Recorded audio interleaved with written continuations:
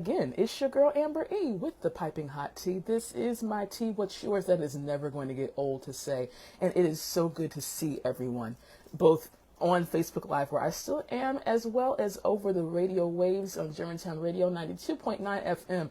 It's still hitting me. You have to excuse me. Like, oh, hi, everybody. Hey, mama. Today is like any other day, except instead of doing this on a Tuesday, we're doing this on a Saturday. The tea is still piping hot, good people. And yes, I do have tea today. Today's tea is pretty darn simple. I'm drinking an Earl Grey classic. Why? Because like I said last week, sometimes with the herbal tea, you need something to sustain you through the day. Today here in Philadelphia, where we're being reminded that, dare I say it, it's still summertime and now it's going to be in the 80s today and a little humid. We need the hard stuff. So I went with the black tea and I put it in the Hope Cup, y'all. Yes, I actually brought my tea with me to work because what wouldn't your girl do except bring her tea with her to work?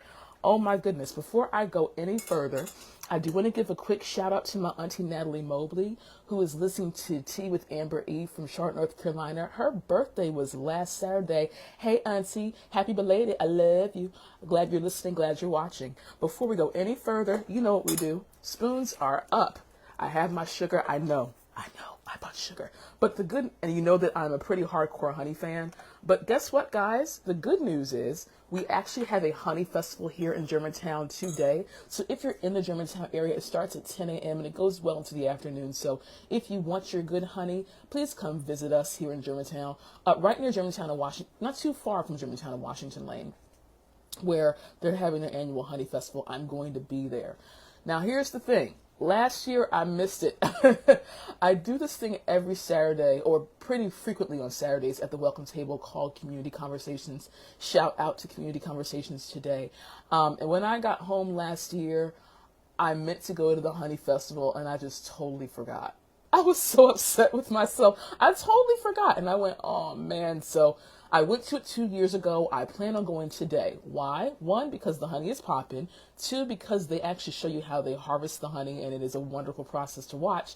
And 3, I don't know if they're going to do this year, because, again, I didn't go to it last year. But 2 years ago, there is a tea provider in South Philadelphia that showed up. Do not quote me on this. I do not know if they're going to have them there. But what I do know is this. If it's anything like back in 2023, I am looking forward to it. I might have screamed a little bit, but before I get too off topic with all the honeys, y'all know what we do. Spoons up. Round and round's a dreadful show. Back and forth is how we go. From 6 to 12 and back again, back and forth to stay within. Good morning to everyone watching and everyone listening. Hey, cousin, how you doing? Watching from Virginia. Like I said, for those of you who are just joining me, this is an Earl Grey. I had to go hardcore today with the Hope Cup, and I'll get to that in a minute. This is never going to get old. I love the taste of Earl Grey tea. And by the way, and I don't believe I have to say this, it's not because my last name is Earls. People have asked me, do you like Earl Grey tea because your last name is Earls? And I'm like, that's really cute, but no, it's really because of the bergamot. And there's something very aromatic about bergamot. For me personally, it's linked to my childhood. I'm going to get a little bit into the history of why tea is so important to me today. But for me personally, bergamot it smells like love. That's the best way that I can put it. It smells like love. And I can't get over that. I'm drinking out of the Hope Cup today. And I'm going to give you guys a little bit of my tea background and why this is called the Hope Cup. My mother, and again, hey, Auntie Natalie, my mother was the 7th of 12 children. And she was I'm doing the math right in my head, the 7th of 12 children, and she was the 4th of 7 girls, if memory serves me right. Auntie, put in the chat if you're watching this or listening. I hope I'm right about that because it was my auntie. No, I'm wrong. She was the 3rd of 7 girls because it was my auntie Mildred, my auntie Maddie, my mom, Auntie Patsy, Auntie Pansy, Auntie Natalie, and Auntie Kim. And as you can imagine, having that many girls in your space, there's going to be a lot of people who are sharing 2-3 a bed. And as the story was told to me, my mother needed something that was hers. And so everyone had their niche or their thing. My mother had tea. So when I was growing up, she would always order it with lemon on the side. And here's why. Because my mother worked at a law firm for a long time too. In addition to having her publishing company, which I inherited, shout out to Ready Writer. I think I just shouted out myself, but that's all right. In addition to having her publishing company, when she worked at the law firm and she'd have clients, they would go out for teas or beverages and she'd always get hot tea with lemon on the side. Why? Because unfortunately, when waiters would give her the tea, they'd put the lemon in it, and that's going to mess up the brew. So she always did hot tea with lemon. So I became very, very good at making her teas for her, even to the point of her assistant saying things like, Amber, can you please show us how to make tea like your mom likes it? And I'd be like, for a price, I'll do anything. Well, for tea, whoops. If you'll pay me right, I'll take care of that for you. But the bottom long short of it is, in my mother's home, tea was very, very important. In addition to that, when I was growing up, when I had my Sweet 16, I insisted on a tea party. And I wore this little, age-appropriate white dress with little red poppies on it. And I had maybe like 3 or 4 people. And at the time, my favorite food was chicken Caesar salad. I don't know. I was going to say my favorite food now is sushi, but I don't know anymore, but I digress. And there were only about 4 people, and my mother made me tea, and my mother also collected teacups. And the Hope Cup was the cup that I clung to when I was 16. So not in addition to her collecting teacups, the Hope Cup became mine. So I figured on this incredibly important occasion where Tea Tuesday is becoming Tea with Amber E., I decided to go in this direction. Yay! So once again, this is so good. And again, it's a classic. You can put honey in this. You can put, my goodness gracious, you can put cream in this. I would even dare say, as I experimented a couple of weeks ago, you can even see about putting different syrups in it. Now, here's what I will say about that. Bergamot is a powerful, powerful aromatic. So keep in mind that if you're going to fiddle around with other flavor profiles, it's not always going to, you have to match it right. You have to, that's what I will say. You have to match it right. So while you are making your teas, let me know how you like to experiment. Leave in the comments what kind of things, for black teas especially, do good for you. Are you a lemon person? Are you a cream person? Are you just a sugar person? Are you a honey person? Much like simple syrups, keep in mind, depending on what kind of honey you're using, clover honey isn't going to taste the same as elderberry or elderflower honey. Make sure that when you're making your teas, everything sings together very well, because there's no need in drinking the wrong tea and getting ill from it. Cousin, I know that you're watching this. We'll talk about that off camera and offline. There was a bit of a tea oops that I made a couple of weeks ago. And since I am going to be a little transparent about that, keep in mind that tea is it's acidic, much like how coffee is acidic. So if you're going to put cream in your tea, make sure that the acid profile isn't too high, where the milk solids in the cream and the acid in the tea basically make a water where everything, it's not going to be bad unless the milk or the cream is bad, but it's not going to be tastefully appealing, if you will. Or B, that it's so hot that the milk coagulates either way. I found out after the fact. I was making a black tea and I put cream in it, and I found out that the water was too hot and it made my tea not too nice. And so in any event, it didn't work out. But just putting that out there, tea, my dears, is a science with rules to be applied, which great drinkers appreciate, recall, and recapitulate. Putting that out there, me and myself. I hope you all are enjoying your Saturday. Again, here in Philadelphia, it's not too bad right now. It's in the 70s on the cool side. But we've had some rain recently, which means that it's going to be humid again.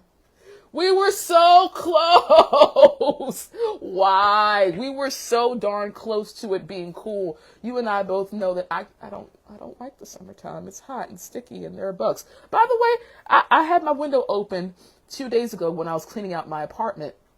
And I try to avoid mosquitoes at all costs, and 2 flew into my apartment through the window, and I got more mosquito bites in one day than I've had in about 2 months. I was so upset, but that's why we love witch hazel. Witch hazel and alcohol will do it every time. There's even a talk about how banana peels can get rid of the itch, but they say if your blood is a type that attracts mosquitoes, they'll find you. I'm not going to go down this road right now. Why? Because the summer is almost over. Even if we had a bit of a taste of autumn, according to the calendar, we are very close to the summer being over, and I am going to be very happy to talk about how much I love it's getting cooler as I'm wearing my high boots and my good hats, and even if I do pumpkin spice every now and then, because that's totally my prerogative, I will let you know at least there are no mosquito bites, and it's only 60 degrees. I said what I said. So in any event, that's kind of my rant on tea right now. Let's get to the tea, shall we? Two things I wanted to mention today. And you know we've been talking about the SEPTA buses and public transportation for a while now. I am so happy to report that as of this past Thursday, a judge passed, according to an article on NBC10.com, and I quote, SEPTA is aiming to restore all of their services and implement their planned fare hikes on Sunday, September 14th, following a judge's order. On Friday, September 5th, SEPTA confirmed that they were aiming to restore the services and increase their fares starting on the 14th. So what does that mean? That means that we're going back to how things were before the hullabaloo. We're going back. You know what? I'm going to actually read this to you guys, because I don't want to flub this up. Under the order, again quoting the article, SEPTA must stop their current and planned service cuts, which include bus route eliminations, regional rail eliminations, service reductions, special service eliminations, including sports express trains. I'm going to read that again. Special service eliminations, including sports express trains, go birds, a 9 p.m. curfew for regional rail trains, paratransit route eliminations or reductions and station closures. It's just going to go back to the way it was. And again, with our season opener where the Eagles did win, go Birds! And before I forget, can I just say for the record, just please don't spit on people. Just don't do it. That's all I'm going to say about it. Thank you. Just no. Taking a sip for a second. Just don't do it. The good news is SEPTA had worked out with an outside company a way to get people home from the football games, but DraftKings is who we worked out with, by the way. They worked out a way so they could get people home using public transportation on the subway. But now that that's been taken care of, we don't even have to worry about that anymore. And again, go Birds! Let's have a good season, you guys. But isn't it funny how you don't really think about how all of these little intricacies in our lives that we take as just going with the flow, as the 20 feet bus passes past the station right now, really do affect us. You know, as I've said many times, it wasn't just affecting people getting to and from work. And as a lifelong educator, I want to say this for your listening. My biggest worry with this whole thing was that students were going to have to, dare I say, overcommute to get to work. What do I mean by that? I'm glad you asked. More like, instead of a one, maybe at the most 2 bus commute to school with a free transfer, where you maybe take 45 minutes to get there, you would have to take 3 buses or, interchange somewhere and then wind up getting to school on time after being there and having to commute an hour and a half. That was my biggest concern. Waking up before the crack of dawn. Ain't no babies have no business having to worry about that. And that was my biggest concern. I'm glad that what actually started this turnaround, I think, was how about a week ago, again, we weren't together this past Tuesday. I missed y'all. I did. There was a turnaround where they put back quite a few of the routes that hit students going to and from school the hardest. So that was the beginning of the turning of the tide, And so long short of it, that I think showed people how important it is for kids to be able to get to and from school safely. And then after a while, Mayor Parker was basically like, we can't do this to our babies anymore. Harrisburg, let's do something about this so that our children can get to school safely, so that our seniors could get to and from where they needed to go safely. And by the way, I want to say I mentioned this, but I just want to say it again for your hearing. At one point, SEPTA, Uber, and other rideshare services were working to get seniors to and from for free on Uber. And so I'm glad that was implemented to show that our community was strong. But what I also want to say is This is proof that we have a voice. This is proof that if we push back hard enough, then we'll be able to make a difference. This is proof that if we take it lying down, things are not going to change. This is proof that, yes, these cliches exist. Be the change you want to see in the world. But let me tell y'all something. Be the change you want to see in the world. This made a difference. You made a difference. We made a difference. I'm proud of us, Philadelphia. Now, I'm going to say one thing that might be a scotch controversial. As I've heard someone call me, Amber, you're on the older side of young and the younger side of old. So there are some who are listening and are watching saying, baby, that's a baby. Why are you saying you old baby? You young baby. And there are those who are watching like, man, you old enough to be my auntie or my mom. Be quiet. Be quiet. I'm sorry. I had a teacher moment in the flashback. I'm sorry. But anyway, I want to say this much. Keep in mind that SEPTA was losing revenue. Folk weren't paying to get on the buses. And I know that's a hard thing to say because I don't want to. All I'm saying is this. We can't get mad when we're not paying for the service that we need and they say we're not going to be around for you. It's kind of two-sided. You kind of have to do your due diligence on both sides. And again, one of the stipulates also of reinstating all of these routes and regional rails is that unfortunately, we're still going to see that spike in fares. So it's not just going to be $2.50, it's going up to $2.90. That's not changing.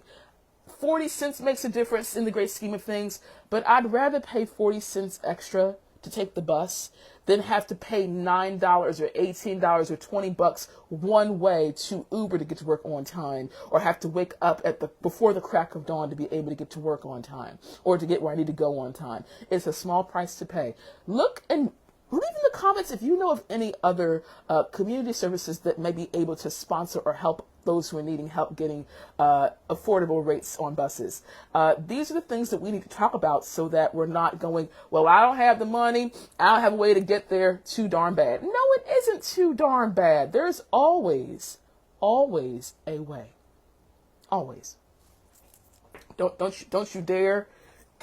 Don't you dare give me any excuses. I'm taking a sip just for the sake of emphasis. Hope cup up. I said what I said. There is always. There is always a way. Sorry, that is actually a bit of trivia about me. That is my favorite sound in the world.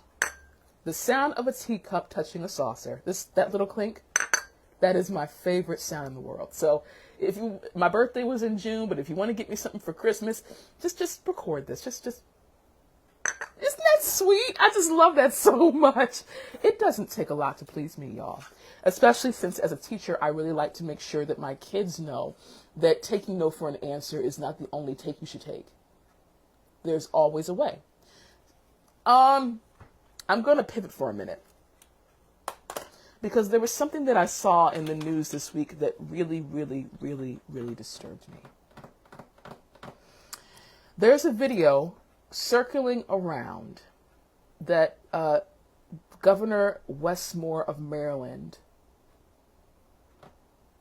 showed of the president saying, and I'm paraphrasing, saying that basically there were people groups of children that are basically just born to be criminals, or they're born to just be less than. And I've seen it quite a few times. Governor Moore has put it on his social media, and he gave a speech after that clip where he basically said, I don't know where we hear this or what's being taught, but that is not okay with me. Now, again, this is the thing about vetting. Here's the thing about it. The thing about AI is that if you don't look at 3 or 4 or 5 or 6 or 20 different sources, someone could have created that video. There are 2 things I'm keeping in mind. One, that video exists. If we have to go back and double check it, be like, okay, y'all, we made a boo-boo. I'm sorry. I'll do just that. But what I will say is that hearing that outright made me upset, but it's not the first time I've heard that outright. And this is coming from someone who's been teaching cumulatively over the course of, I'm doing the math in my head, 8 years. Wow, it's been 8 years that I've been in classrooms. That's crazy. Mind you, my background was in academic counseling from a collegiate standpoint, but I started teaching from K to 12 as a sub, starting in November of 2017. And I would tell my kids, because I have a heart for the middle schoolers. And people would go, why do you like them kids? Their hormones is changing. Everything's going nuts. Da-da-da-da. I'm like, but that's kind of why I love them so much. I love that age group because, and if you know me, you've heard me say this, they're at that golden space where they're not kids in the traditional sense anymore. They're becoming more adults than not. They're holding on to childhood. They're being ripped in the opposite direction. They're practically petrified, and they have to act like the baddest thing up in the room. And being there to hold their hands, even with their eyes rolling and their teeth being sucking like, Miss Earls, or Miss, I let them call me Miss E. Miss E, what is you talking about? You're so weird. Like, it's a quick story I had a kid once say to me, you went to school in Oklahoma, you're like the weirdest black lady I've met in my life. And I'm like, baby, I was about to take my glasses off, they're already off. I'm like, baby, have you been to the Museum of Art? No. Have you been to the Franklin Institute? No. Have you been to Betsy Ross's house? No. Have you been off Broad Street? No. Then baby, I ain't weird. And I'm here to help you learn a thing or two about who's weird and who ain't. And that's kind of what I'm saying. I love being in those spaces where it's like you see the light bulb go off, or they're trying to throw shade and try to let you know that you don't know what you think you know. And you're like, sweetheart, I know more. Another quick story. Back in February, I was singing to myself while I was cleaning up the classroom. And one of my students popped her head in and she said, okay, I ain't gonna let you do that. And I said, do what? She said, nobody can be better than me in my school. I'm hearing you sing and whatnot. You can't be better than me in my school. About ninth grade, about 14, 15 years old. And I said, sweetheart, honey, I've been better than you since before you were born. But that's okay. I love you anyway. And she looked at me like, and there was like this mutual understanding of, oh, all right, I get you, Miss E, I get you. I'm like, it's okay, baby. It's not me trying to break your soul. It's me letting you know you ain't gonna check me at the wall. I'm sure that every teacher has 1,001 stories of how we've had our off days, we've had our okay days, we've had our hard days, but we show up because we love what we do. And so to hear someone in power to group people, a people group, together and say, yeah, so this is basically what you're going to be, kind of made me go, and this I'm doing for emphasis sake, kind of made me go, what? Excuse me? I can hear the the record needle screeching in my head going, how dare you? And again, if it's, let's say hypothetically speaking, that was exaggerated. There are still covert spaces implying it heavily that our kids can only be a certain thing. Even when I was teaching at Russell Byers in 19th and Arch 1,000 years ago, I remember saying to one of my kids, who did it anyway, like, baby, why? I said, I better not catch and one of y'all. I said what I said. I better not catch and one of y'all on the 6 o'clock news because somebody dared you to go steal a bag of chips from CVS and your butt got caught. Why? Because number one, it shows that you do know better and choose not to do better. Two, that anyone putting a label on you to be something negative was right. And I'm here to help you remember that they are totally 100% categorically wrong. And C, I don't need that experience on your soul so someone can say, yeah, it was just a bag of chips, whatever. I'm here to let you know as your elder, as your teacher, as someone in your community who loves you, that this is not okay. I don't want to catch you in it. And I'm here to make sure that, again, I can't go with you into that Rite Aid or into that CVS or into that corner store or into wherever, no matter what your friends are saying is cool and tell you no. But there better be a voice echoing in your head saying, Miss Earl said not to. And even if people say that I'm not brave or whatever, I don't want to have to pay a price that's not necessarily for me. That's not necessary for me to go through. So I'm here to let you all know whether that video was just passing through, whether that video was real, whether that video was just heavily implied, there are still voices for our kids who are hearing that. And I'm here to let them know and remind you, because we're all one community, right? That we're here to let them know that you are not allowed to take that as a truth.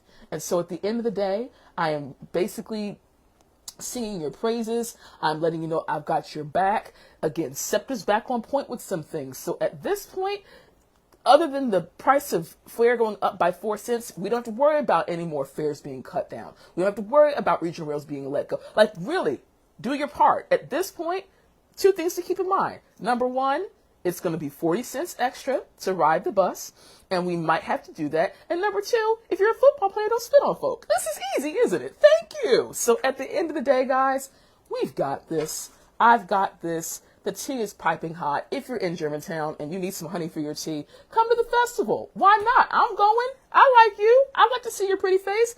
And I'm out of honey anyway. That's why I have sugar in my tea today instead of... I'm talking to you. No, I'm not. I'm having so much fun with you guys watching this with me and listening with me. So anyway, that's my tea for today. I don't want to be cliche, but in the most metaphorical sense, keep hope alive. We're going to be all right. I hope you have a good week. I will see you next Saturday. Leave in the comments again, next week is herbal tea week. We did a black tea today. We're doing herbal tea next week. And last week was peppermint. Leave in the comments what kind of herbal teas do it for you. Are you a hibiscus person? Are you a mint person? Are you a rooibos person? Let me know in the comments what you think I should drink next. Also, if you want to support your girl, Cash App information is also in the chat. So don't forget. Have a wonderful week, everybody. Love and light to you all. Keep the tea popping. Peace.